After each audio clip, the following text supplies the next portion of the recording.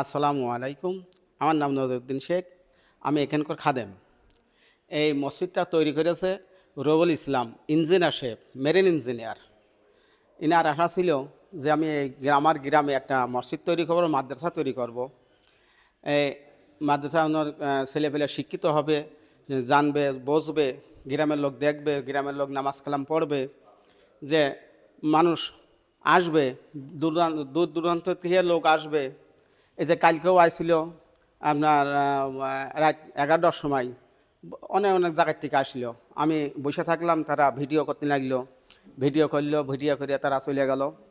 আমি ঘর তালা দিলাম, গেট তালা দিলাম, দিয়ে আমি এখানে আসলাম। এই ওনার এই যে ইঞ্জিনিয়ার সাহেব এত বড় আশাই করিল যে আমার যে সম্পদ যা আছে আমি এই মসজিদে দেবো, মাদ্রাসা তৈরি করব, যাতে আমার এই গ্রামের সবাই শিক্ষিত হয়, নামাজি হয়, নামাজ কালাম এসে পড়তে পারে। নাম বললে আপনি কোন জায়গা থেকে আসছেন, কি জন্য আসছেন, আর কিভাবে বিসমিল্লাহির রহমানির রহিম। আমার নাম মোহাম্মদ মিলন সরকার।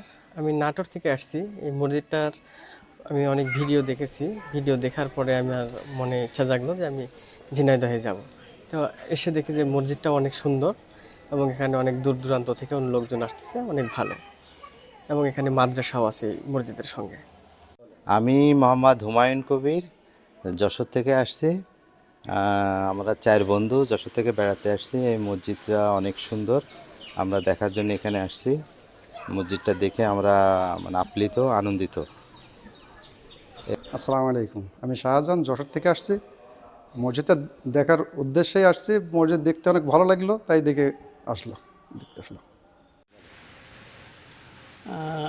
আমি মোহাম্মদ হীরা পারভেজ। আমি যশোর থেকে আসছি। বিভিন্ন মিডিয়া বা বিভিন্ন ভিডিও থেকে দেখলাম যে এই জায়গার এই মসজিদটা খুবই ভালো, এবং ডিজাইনটা দেখে আমাদের খুবই ভালো লাগছে। যার কারণের জন্য আমি এই মসজিদে নামাজ পড়ার উদ্দেশ্যে এবং মসজিদটা দেখার উদ্দেশ্যেই আমার এখানে আসা।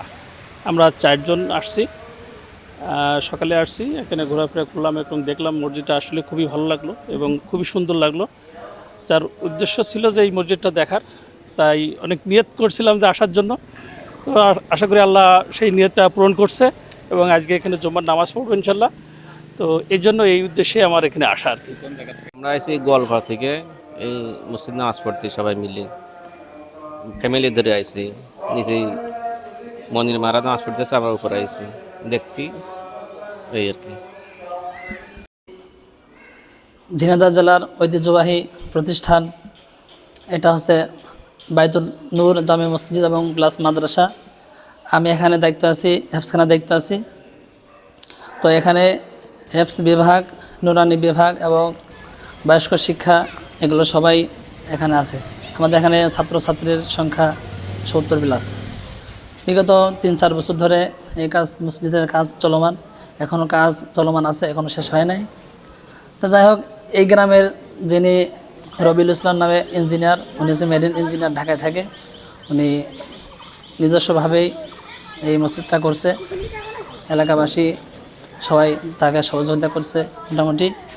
তা এখন তিনি অসুস্থ অবস্থায় আছে, সবাই তার জন্য ইনশাল্লাহ দোয়া করবেন। আর এই মাদ্রাসায় মসজিদ মিলে পুরা 10 জন স্টাফ আছে।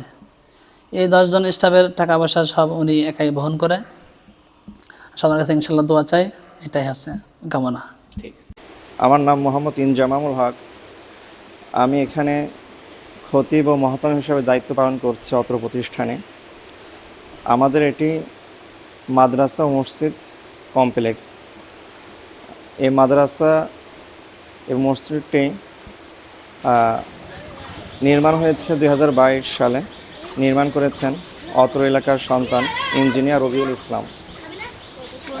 ওনার তত্ত্বাবধানে এলাকার সার্বিক মানুষের সহযোগিতায় অত্র প্রতিষ্ঠানটি গড়ে উঠেছে এবং এই প্রতিষ্ঠানের সৌন্দর্য বর্ধনের কারণে দূর দূরান্ত থেকে মানুষ এখানে আসেন এবং মসজিদে এসে 2 রাকাত নামাজ পড়ে আল্লাহ পাকের কৃতজ্ঞতা জ্ঞাপন করেন। পাশাপাশি যারা সাহায্য সহযোগিতার মাধ্যমে এই প্রতিষ্ঠানটি তৈরি হয়েছে তার জন্য দোয়া করেন। আর প্রতিষ্ঠানের যে খরচ, আমরা এখানে ছাত্র, শিক্ষক, ওস্তাদ, খাদেম সর্বমোট 10 জন স্টাফ রয়েছে। এদের খরচ বহন করেন অত্র প্রতিষ্ঠানের মোতাওয়াল্লি সাহেব, যিনি প্রতিষ্ঠানটি তৈরি করেছেন। পাশাপাশি এলাকার লোকজনের সাহায্য সহযোগিতা করে থাকেন।